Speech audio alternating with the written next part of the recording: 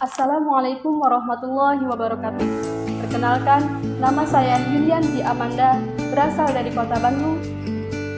Bersama rekan saya, Manda Putri Ardila, berasal dari Jambi, yang mana ingin menarasikan mengenai latar belakang berdirinya organisasi Masyumi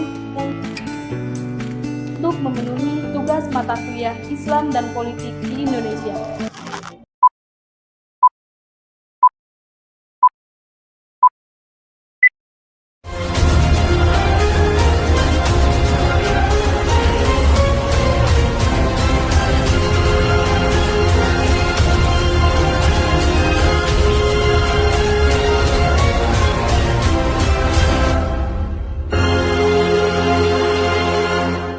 Pembentukan Partai Masyumi.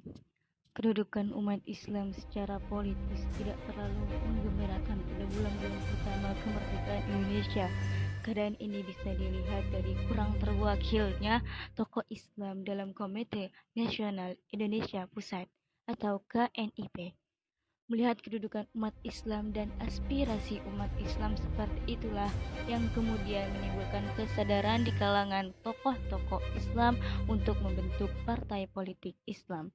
Serangkaian pembicaraan dan diskusi pun dilakukan untuk menjawab pertanyaan itu.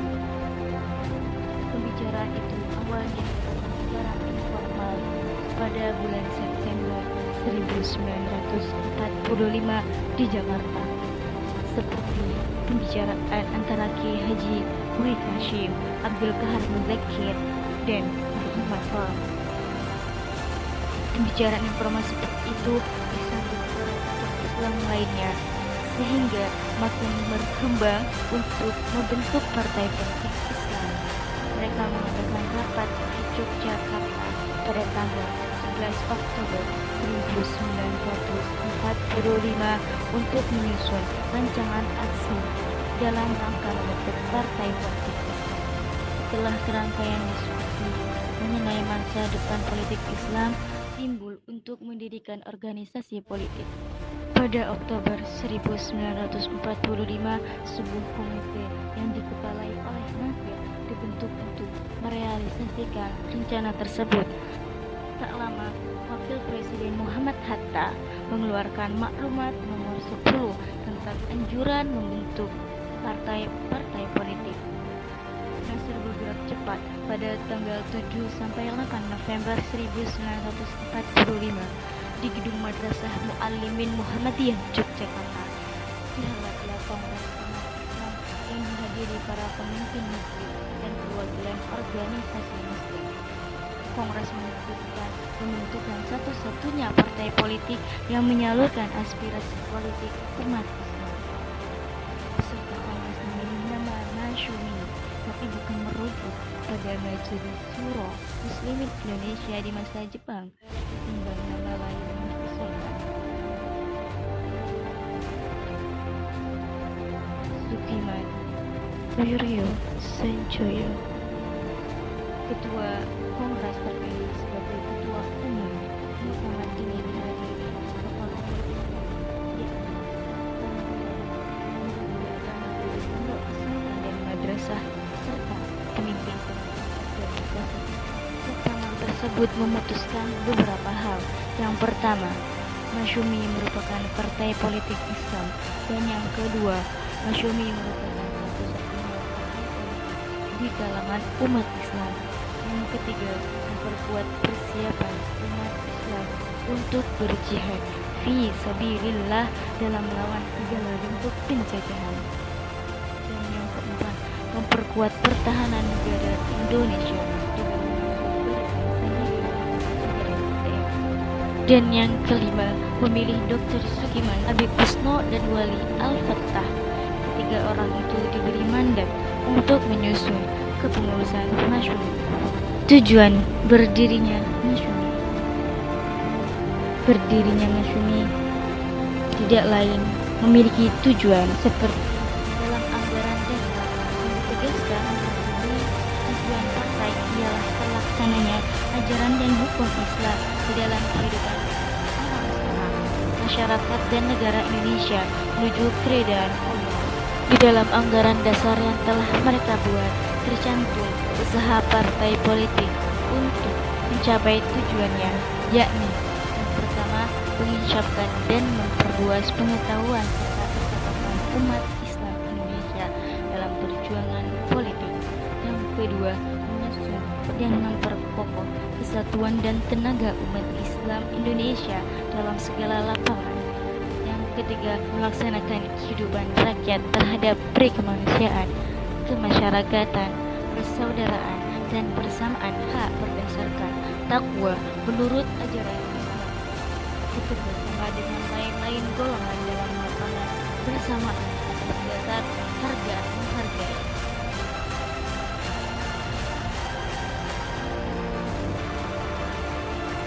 Peranan Muhammad Nasir dalam Masyumi. Muhammad Nasir sebagai ketua umum Partai Masyumi, beliau memberikan arahan dan pandangannya bagi partai untuk dapat berkiprah di lapangan strategis, di antaranya lapangan pemerintahan dan lapangan pembinaan umat Islam. Bagi Muhammad Nasir, negeri yang telah berhasil merdeka haruslah dibangun dengan pembangunan berasaskan keadilan sehingga dapat memberikan kebahagiaan penghidupan untuk seluruh rakyat, tidak menimbulkan perasaan-perasaan tidak puas bagi daerah-daerah tertentu karena kebutuhan mereka kurang terpenuhi. Padahal mereka mampu menghasilkan sumber penghasilan negara yang cukup tinggi. Dominasi Masyumi di Dewan Perwakilan Rakyat akhirnya menghantarkan mereka untuk dipilih membentuk kabinet pertama Republik Indonesia pada masa parlementer. Di bawah kepemimpinan Muhammad Nasir, kabinet yang didominasi oleh Masyumi itu berlangsung antara September 1950 hingga Maret 1951. Pada tanggal 6 September 1950 sampai 21 Maret 1951, Muhammad Nasir sendiri atas nama Masyumi pernah diminta Soekarno yang ketika itu menjabat sebagai Presiden I untuk membentuk suatu kabinet yang dipimpin langsung olehnya. Selain Muhammad Nasir, beberapa tokoh Masyumi lainnya pun pernah diamanahkan membentuk suatu kabinet layaknya Muhammad Nasir. Mereka itu ialah Sukiman, Ali Sastrowijoyo, dan Burhanuddin Harahap. Masyumi dibubarkan oleh Presiden Soekarno pada 17 Agustus 1960. Menurut Muhammad Fuad Nassar dalam bukunya Islam dan Muslim di Negara Pancasila, pembubaran Masyumi tidak terkait dengan masalah ideologi. Pembubaran ini sebagai akses dari sikap politik para elit Masyumi yang berseberangan dengan Soekarno ketika itu. Padahal pada tahun 1955, Masyumi pertama kali mengikuti pemilu di Indonesia dan berhasil memperoleh suara terbanyak kedua setelah PNI, yaitu Partai Nasional Indonesia. Pembubaran tersebut dilatar belakangi adanya silang perbedaan pendapat antara konsep ideologi yang diusung oleh Insinyur Soekarno dengan sistem politik yang saat itu ia kenalkan di era pemerintahannya, yaitu sistem demokrasi terpimpin menggantikan sistem demokrasi parlementer dengan pengusungan ide Nasakom, nasionalisme, agama, dan komunisme. Ini adalah konsep yang diperkenalkan oleh Presiden Soekarno pada tahun 1950-an sebagai bagian dari upayanya untuk menciptakan harmoni dan kerjasama antara tiga kekuatan politik utama di Indonesia saat itu. Nasionalisme mewakili partai-partai seperti Partai Nasional Indonesia (PNI), agama mewakili partai-partai seperti Masyumi dan Nahdlatul Ulama (NU), dan komunisme mewakili Partai Komunis Indonesia (PKI). Soekarno berharap bahwa dengan menggabungkan ketiga elemen ini dalam pemerintahan, dia bisa menciptakan keseimbangan dan mencegah konflik politik.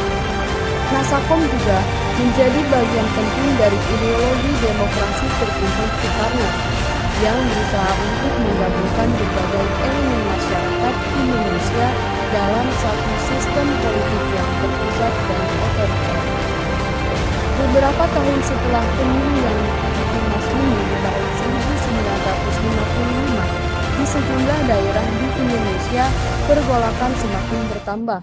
Pada tahun 1958, di Sumatera dibentuk Pemerintah Revolusioner Republik Indonesia (PRRI).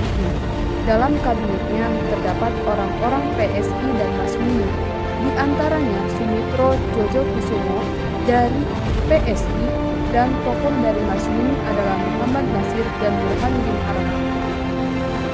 Keterlibatan orang-orang partai tersebut membuat Masyumi dan PSI terpojok.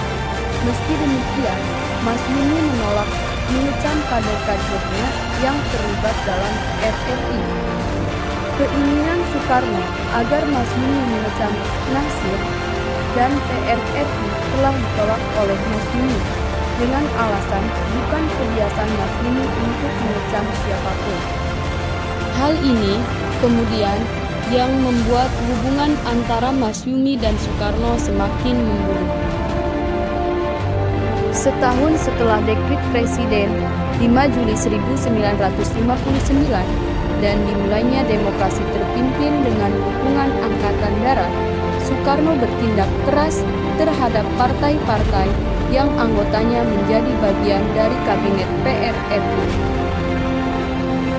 Pada 21 Juli 1960, Presiden Soekarno memanggil para petinggi PSI dan Masyumi ke Istana Bogor. Dari PSI hadir Sultan Syahrir, Subadjo Sastro Sartomo, dan Murad. Sementara dari Masyumi hadir Prawoto Mangkusasmito dan Dinan Nasution. Presiden Soekarno kala itu didampingi oleh 3 kepala staf angkatan, Jaksa Agung, Kepala Polisi, dan sejumlah pejabat lainnya. Setumpuk dokumen berisi pertanyaan-pertanyaan disodorkan kepada pimpinan 2 partai yang sedang tertimpa masalah tersebut. Kedua partai itu diberi waktu 1 minggu untuk menjawab. PSI dan Masyumi memberikan jawaban pada pertemuan di Istana Merdeka, Jakarta. Namun, Soekarno tidak puas dengan jawaban-jawabannya.